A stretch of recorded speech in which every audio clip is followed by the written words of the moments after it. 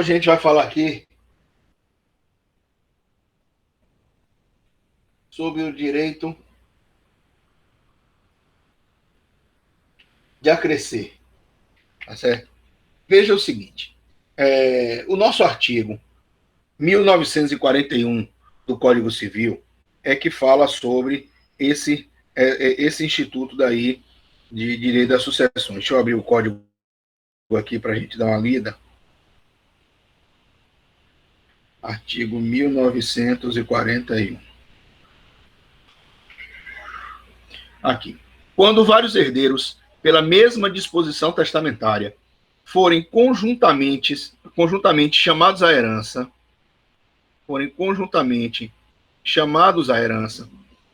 em quiões não determinados, e qualquer deles não puder ou não quiser aceitá-la, a sua parte acrescerá a dos outros co-herdeiros, salvo o direito do substituto. Veja o seguinte, o que é que eu tenho aqui? Eu tenho, numa disposição testamentária, que João e José, na mesma disposição, tá? Na mesma disposição testamentária, eu coloco que João e José são herdeiros testamentários sobre o mesmo imóvel que eu estou disponibilizando para eles, tá certo? O que é que vai ocorrer o direito de acrescer aqui? Se eu não tiver estipulado que João seja detentor de 30% do imóvel e José 70% do imóvel, ou se eu tiver criado a figura da substituição, que eu vou falar daqui a pouco para vocês, da substituição testamentária, se por acaso José vier a faltar, ou se José não quiser receber a herança, João ele vai ficar com 100% do imóvel, porque o direito de José vai acrescentar ao direito de João, ou seja, vai se somar ao direito de João, e João vai ficar com 100% do imóvel, tá certo? Então, veja, se a gente for pegar aqui o conceito, praticamente, é o que diz o artigo 1941, né? O direito de acrescer é o direito pelo qual, havendo dois ou mais herdeiros ou legatários conjuntos sobre o mesmo bem ou bens, né? E vindo a faltar um deles em razão de morte, premoriência, né? Ou seja, olha as situações aqui, que um pode faltar. Vamos imaginar que José, ele falta por conta de morte, né? Ou seja, da premoriência, renúncia, exclusão da herança por indignidade, né? Se ele se torna incapaz para receber, né, em testamento, incapacidade, né? Não verificação de condição pré-estabelecida, né, pela qual ele, herdeiro, foi instituído, a parte dele vai acrescentar a do outro herdeiro conjunto, salvo se houver substituição, né, para o herdeiro que faltou, ou se o testador, quando fez a disposição testamentária, tenha especificado o quinhão de cada um, né? Caso isso tenha ocorrido, se eu tiver estipulado quinhão aqui, cotas partes, né?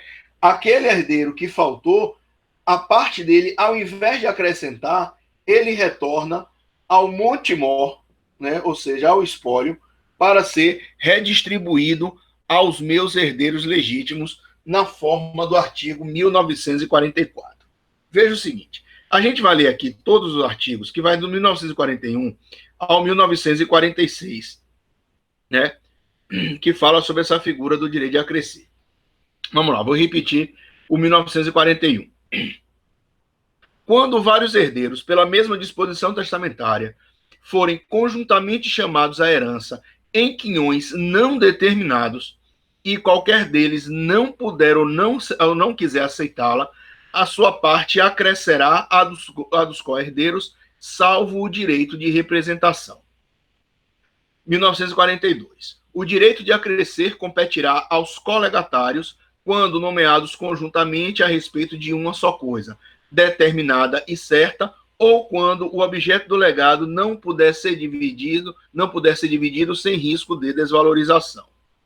Se um dos coherdeiros ou colegatários, nas condições do artigo antecedente, morrer antes do testador, se renunciar à herança ou legado, ou destes for excluído, e se a condição sob a qual foi instituído não se verificar, acrescerá o seu quinhão, salvo o direito do substituto à parte dos coherdeiros ou colegatários conjuntos. Ou seja, o 1943 está trazendo todas as possibilidades aqui de não aceitação ou não possibilidade de receber de percepção da herança. Parágrafo único. Os coherdeiros ou colegatários aos quais acresceu o quinhão daquele que não quis ou não pôde suceder ficam sujeitos às obrigações ou aos encargos que o oneravam. 1944. Quando não se efetua o direito de acrescer, transmite-se aos herdeiros legítimos a cota vaga do nomeado. Não existindo o direito de acrescer entre colegatários, a cota do que faltar acresce ao herdeiro ou legatário incumbido de satisfazer esse legado, ou a todos os herdeiros na proporção dos seus quinhões, se o legado se deduziu da herança. 1945. Não pode o beneficiário do acréscimo repudiá-la separadamente da herança ou legado que lhe caiba, salvo se o acréscimo comportar encargos especiais impostos pelo testador. E, neste caso, uma vez repudiado, reverte o acréscimo para a pessoa a favor de quem os encargos foram instituídos.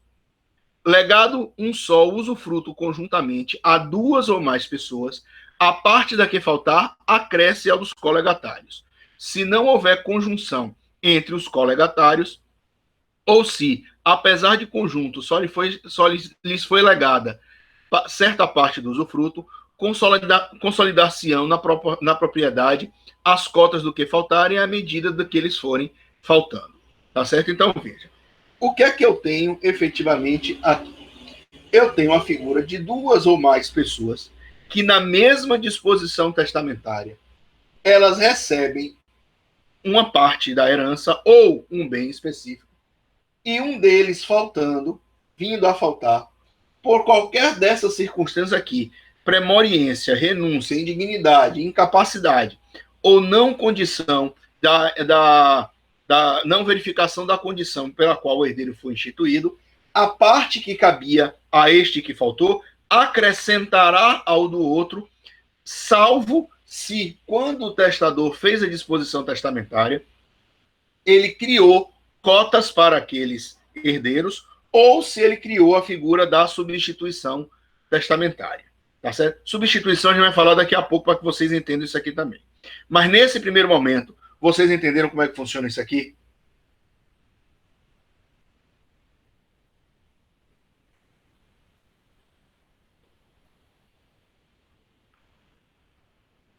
Beleza. Então, veja. Para que eu tenha o direito de acrescer, né, eu preciso, é necessário que a gente verifique todas essas situações, né? Tem que haver, veja o seguinte, quais são os requisitos que a gente tem? Tem que haver nomeação de colegatário ou coherdeiro na mesma disposição testamentária. Esse é o primeiro requisito que a gente tem que ver. A herança, né, ela tem que ser sobre os mesmos bens ou bem, né, herança ou legado.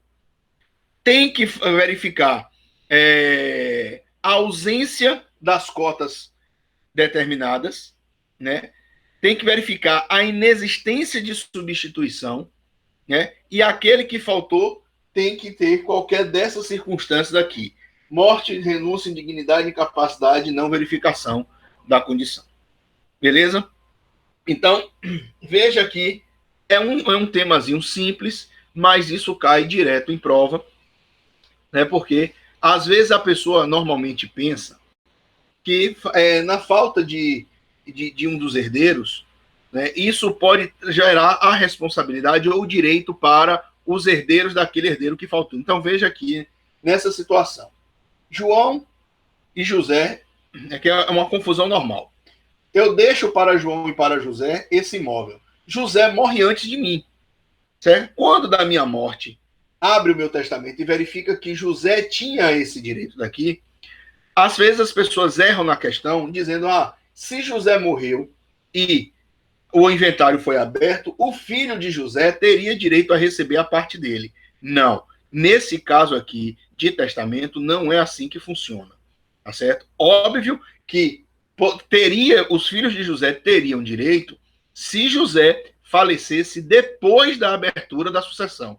Mas se ele morre antes da abertura da minha sucessão, o direito que era dele não passa para os seus próprios herdeiros. Ele vai ser acrescido ao direito de João, salvo se eu tiver predeterminado cotas ou se tiver criado a figura da substituição testamentária. Tá certo? Se eu criei a figura da substituição testamentária, é mais ou menos o seguinte. Eu coloco lá também no meu testamento. Assim, deixo para João e para José um imóvel. Se João ou José não puderem ou não quiserem receber, a parte, aí eu coloco assim, a parte de José passa para Pedro. Então, eu já coloquei isso no meu testamento. Então, eu criei a figura da substituição testamentária. Nessa situação aqui, se José não puder ou não quiser receber, não vai acrescentar a parte de João, porque como houve a substituição, o que iria para José vai ser transferido para Pedro. Tá certo? Ou, se eu criei cotas determinadas, se José vier a faltar, a cota que era de José vai retornar para o meu espólio para ser redistribuído entre os meus herdeiros legítimos. Entenderam, gente, como é que funciona isso?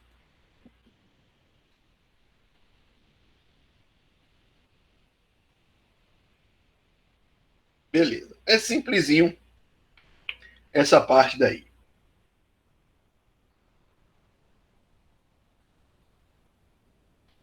Agora, veja aqui, que a gente tem que estudar direito de acrescer junto com substituição. Para que vocês, inclusive, entendam como é que funciona a substituição testamentária.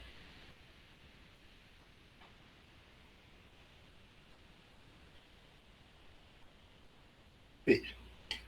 A substituição testamentária, né, a substituição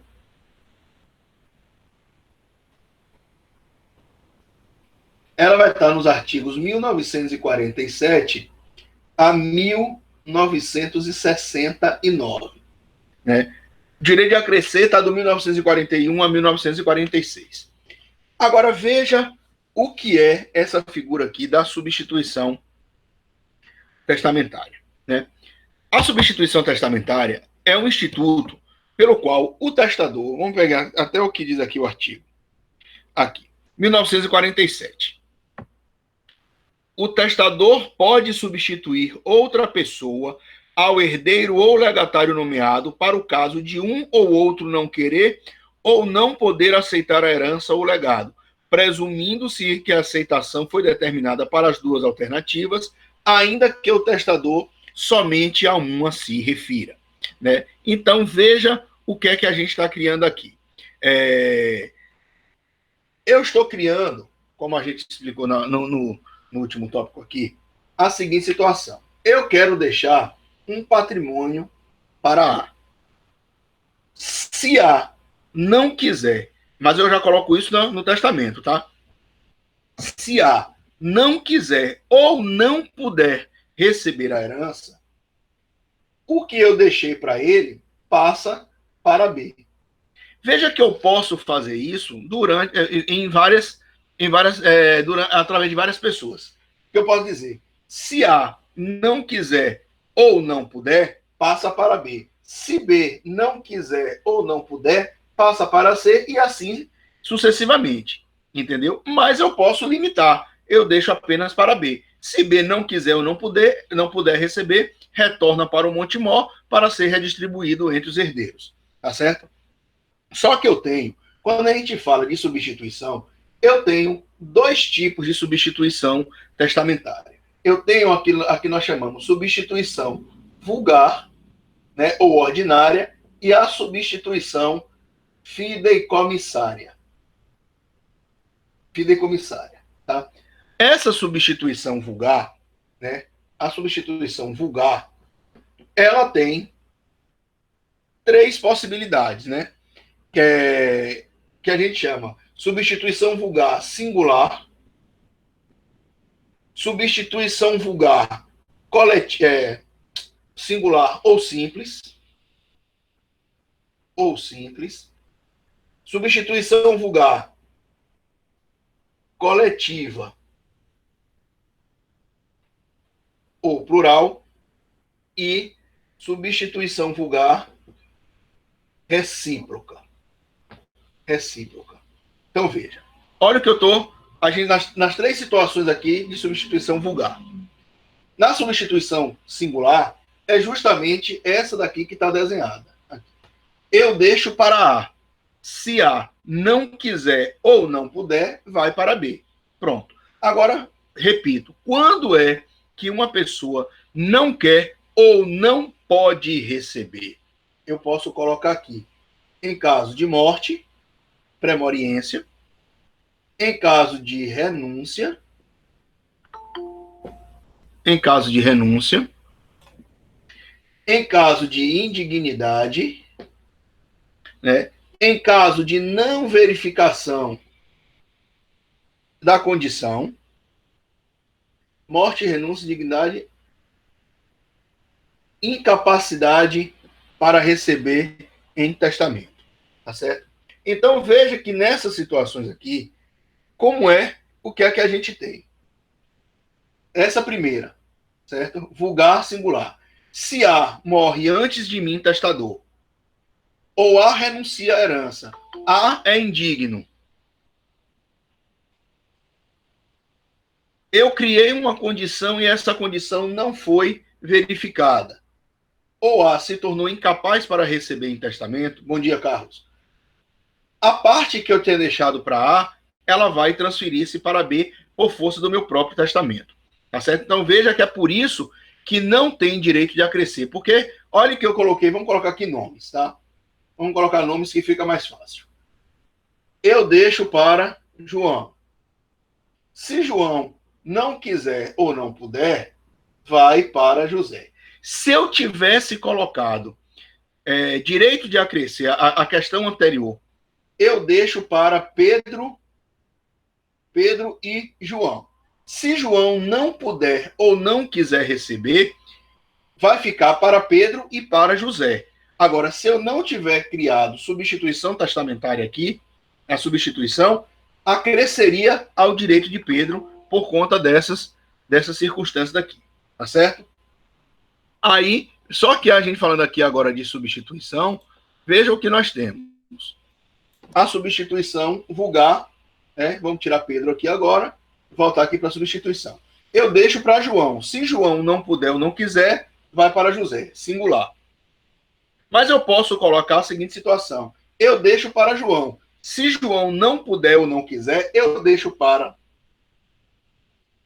Pedro e José. Ó, eu estou na coletiva. Agora, porque eu estou criando substituição de duas pessoas substitutas. Né? Então, na coletiva, o que é que eu tenho? Existe mais de um substituto a serem chamados simultaneamente para receber a herança. Aí eu posso chegar ainda e colocar a seguinte situação. Eu deixo um carro para João. Se João não quiser ou não puder, José lhe substitui. Mas eu também posso ter feito uma disposição testamentária beneficiando José, dizendo: eu deixo uma casa para José. Se José não puder ou não quiser, vai para João. Veja que nessa situação aí eu tenho a substituição recíproca, tá certo? Que é quando eu nomeio dois ou mais beneficiários que reciprocamente se substituem. Entenderam, gente, essa parte daí?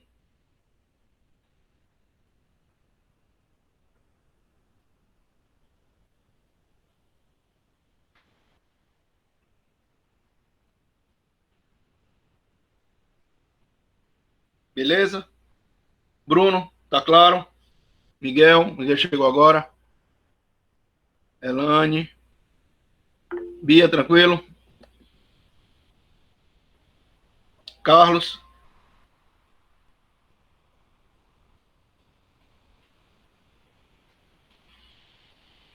Beleza. Certo? Então vamos lá. Agora, nós temos essa aqui é só substituição vulgar. Né? A outra, ela tem um certo complicadozinho, mas que não é esse absurdo também não, de dificuldade. Tá? Vamos lá. Eu tenho uma figura aqui agora da substituição fideicomissária. Né? Nessa substituição fideicomissária, o que é que eu tenho? Eu, testador, vou nomear uma pessoa beneficiária inicialmente para receber a minha herança. Mas, desde logo, eu também já crio a figura de um substituto que vai recolher a herança, né, depois daquele que eu instituí inicialmente. Né? Veja, porque eu estou fazendo, na verdade, fideicomissária, ela vem da palavra fidúcia, fideicomisso. Fideicomisso é confiança.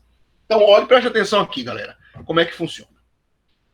Eu sou o testador, eu quero deixar um patrimônio para essa pessoa daqui, para C, tá?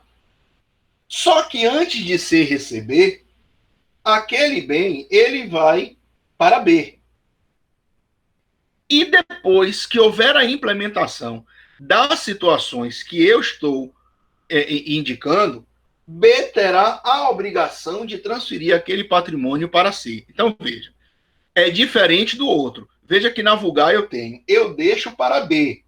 Se B não quiser ou não puder, vai para C.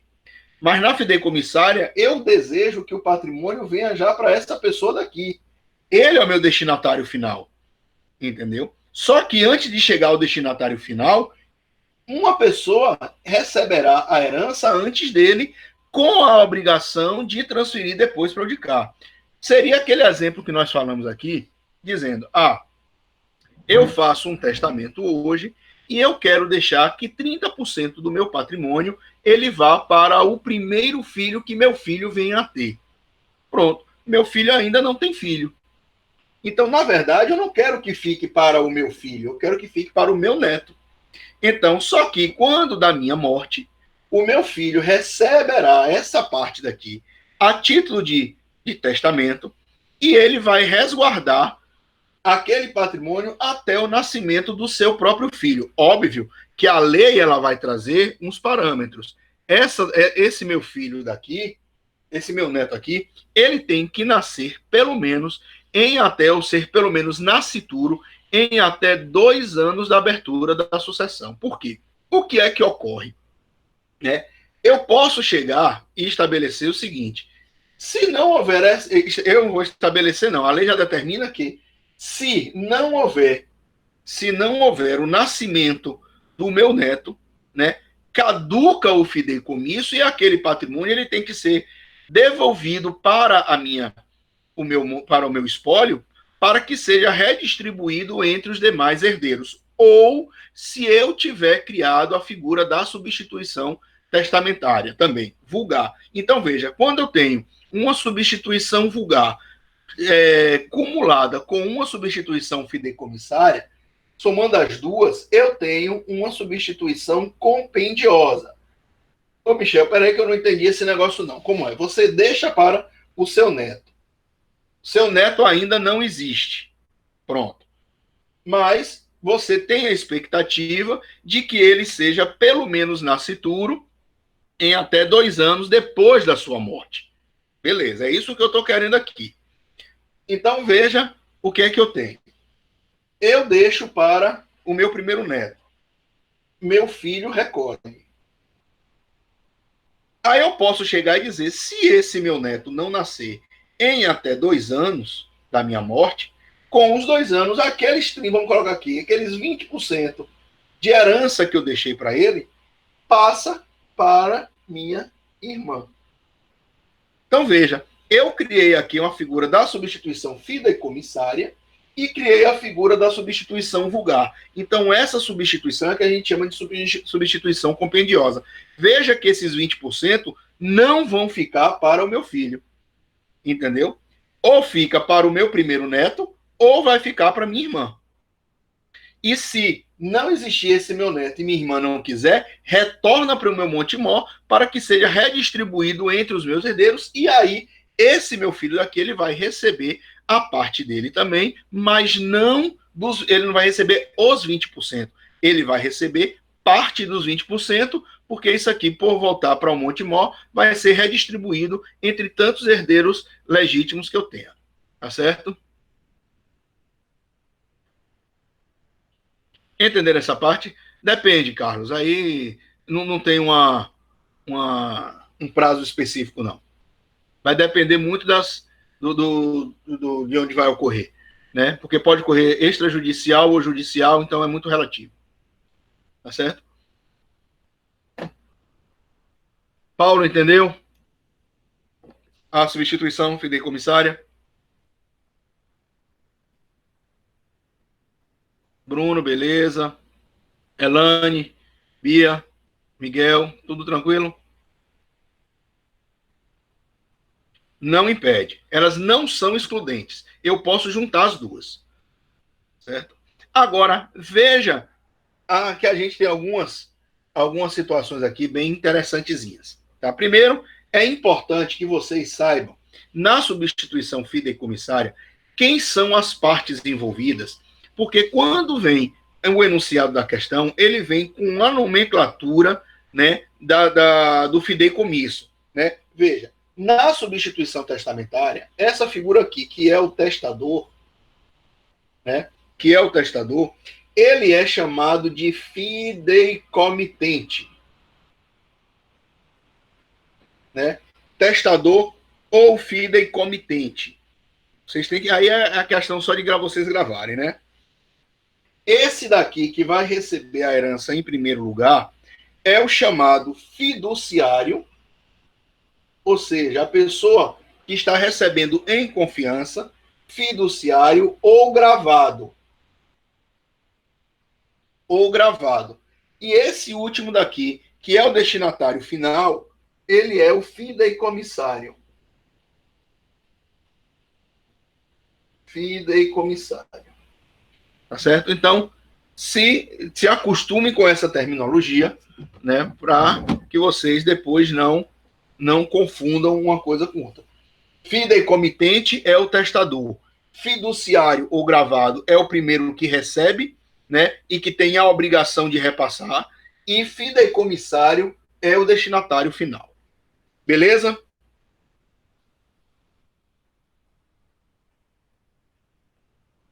Vamos lá. Agora veja o seguinte: a substituição fideicomissária, né? Veja o que diz aqui o artigo 1951, né, que fala da substituição fideicomissária. Pode o testador instituir herdeiros ou legatários, estabelecendo que, por ocasião de sua morte, a herança ou legado se transmita ao fiduciário, resolvendo-se o direito deste, por sua morte, a certo tempo ou sob certa condição, em favor de outrem que se qualifica de fideicomissário. Veja que eu posso estabelecer algumas condições bem interessantes aqui. Eu já estabeleço diretamente, né, que a herança é do meu fideicomissário. Mas esse daqui vai receber, a título de substituição fideicomissária, né, já determinando que quando ele, em caso de morte dele, né, automaticamente isso já tem que ser repassado para o DICAR, né? Ou eu posso instituir uma condição. Vamos colocar aqui a figura de um usufruto, por exemplo. Eu deixo uma casa para Pedro, certo? Só que eu quero que essa casa ela fique na mão de João, sei lá, pelo período de 5 anos, onde João ele fica como usufrutuário. Então veja, após os 5 anos, automaticamente João tem que entregar o imóvel para Pedro, porque a substituição implementou o prazo que foi estabelecido. Ou, se antes desses 5 anos João morrer, automaticamente tem que passar para Pedro. Entenderam, gente? Então, Veja que a gente tem essas possibilidades aqui, né? E é o que cai em prova essa situação, porque vem os questionamentos. Se por acaso, quando é que você extingue ou quando caduca o fideicomisso? Porque isso aí são duas distinções que a gente tem. Veja, a extinção do fideicomisso vai se dar de forma ordinária, né? Quando houver o advento do termo, essa questão aqui dos 5 anos, né? Ou condição, pois vai se ter o objetivo alcançado pelo testador. Depois desses 5 anos, o imóvel ele vai se consolidar nas mãos de Pedro. Esse era o meu interesse original. Então, se extingue aí o fideicomisso. Agora, caduca o fideicomisso, ou seja, decai o fideicomisso, se o fideicomissário, se o fideicomissário morrer antes do fiduciário. Cuidado com isso aqui, gente. Eu quero deixar para Pedro. Pedro é o meu fideicomissário. Mas vai ficar na mão de João, que é o fiduciário. O que é que vai ocorrer aqui? Se o fideicomissário morre antes do fiduciário, né? Nessa situação que caduca o fideicomisso. E o que é que vai ocorrer? Quando caduca o fideicomisso, a herança ela tem que retornar para o Montemor, né, para poder ser redistribuído entre os demais herdeiros, a não ser que eu tenha estipulado em testamento que caso o fideicomissário morra antes do fiduciário, o fiduciário ele fique e se consolide no patrimônio daquele bem. Ou seja, eu fiz uma substituição aqui compendiosa.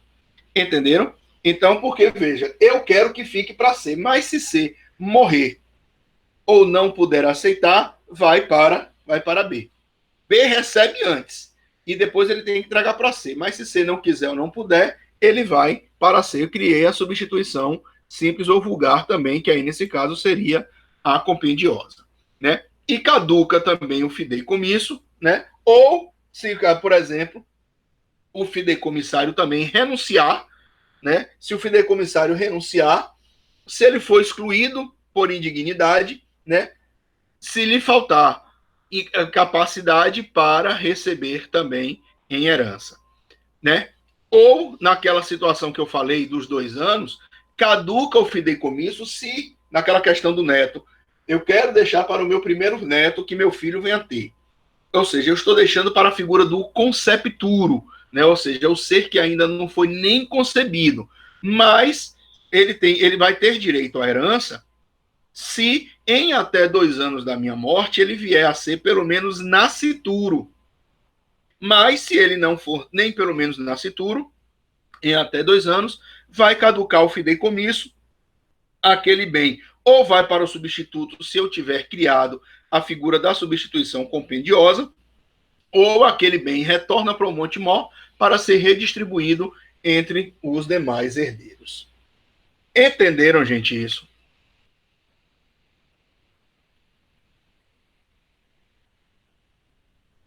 Ok, certo? Esse assunto daí é um assuntozinho bem tranquilo, mas cai muito em prova, tá certo? Cai muito em prova. Tanto na minha vai cair, né? Quanto também cai muito em prova de concurso, tá certo? Óbvio que não vai cair na nossa prova, porque, como eu disse, nossa primeira prova só vai até substituição legítima. Não vai cair herança, sucessão legítima. Não vai cair sucessão testamentária. Isso aqui é Instituto de Direito Testamentário, de Sucessão Testamentária. Tá certo? Agora, visto isso aqui, a gente começa a trabalhar com o nosso último assunto de hoje, né?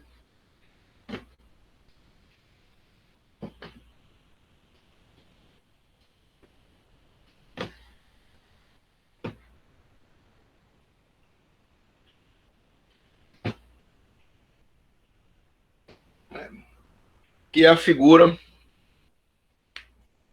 do testamenteiro.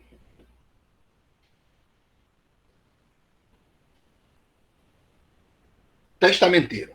Veja, no momento em que eu faço um testamento, eu posso designar uma pessoa, né, para que ela seja, que a gente chama, o executor do testamento, né? Ou seja, é a pessoa que é encarregada para fazer cumprir as disposições de última vontade.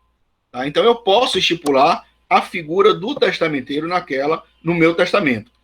Não necessariamente o testamenteiro seja o inventariante. Eu posso ter a figura do inventariante.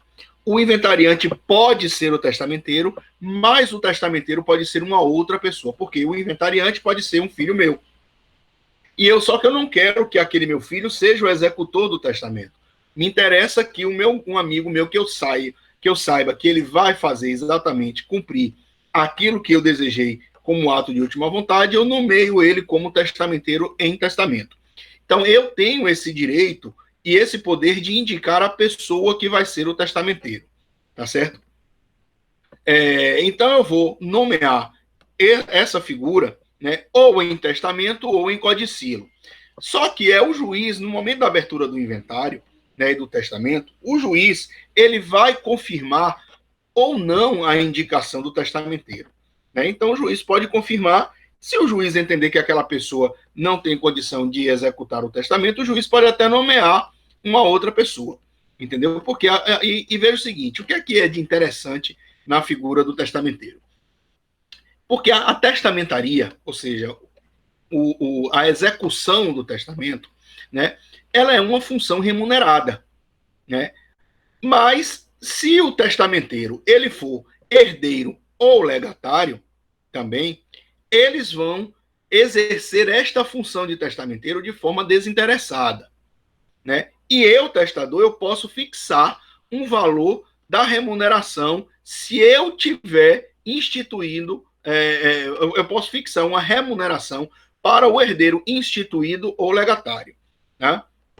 Agora, veja o seguinte, o artigo 1988 estabelece que, se o testamenteiro for o legatário também, o legatário ele tem a opção ou de receber o legado ou de receber o prêmio que foi designado para fim de testamentaria. Veja o que diz aqui o artigo 1988. O herdeiro ou legatário nomeado testamenteiro, poderá preferir o prêmio à herança ou legado. Ou seja, vamos imaginar que eu tenha deixado, a título de legado, um bem que tenha um valor de, sei lá, de 20 mil reais. Né? Que é de interessante, vamos colocar um veículo, 20 mil reais. Mas eu posso ter estipulado, né? Eu posso ter estipulado que o valor da testamentaria seja um valor de 25 mil reais. Entendeu? Então, esse legatário ele não vai ficar com o legado e o prêmio do legado. Ou ele vai optar ou para receber o prêmio ou em receber o legado. Por isso que ele diz, pode preferir. Né? Mas ele, não, eu quero ficar com o legado. Ele exerce a testamentaria de forma desinteressada e recebe o legado. Não, eu renuncio ao legado, mas eu aceito o prêmio. Então, ele recebe aquele valor e aquele patrimônio que foi deixado a título de legado retorna para o Montemor para ser redistribuído entre os herdeiros. Entenderam, gente, essa parte daí?